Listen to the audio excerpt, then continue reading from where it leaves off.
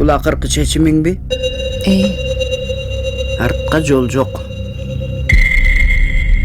Жакында дагы той болот. Эмне той? Осмоновдор Айжан кызыма куда түшүп атышат. Мага экөө бактылуу болушса эле болду. Айжан менен байланыша албай атам.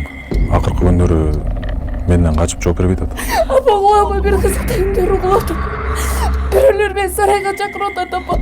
Айжанга бир нерсе болгон окшойт. Энеге да окутушат деп уккам. Болду, чакырат окшойсуң. Айжан коркутуп атат. Аллах өкүм менен чыгасың дейм.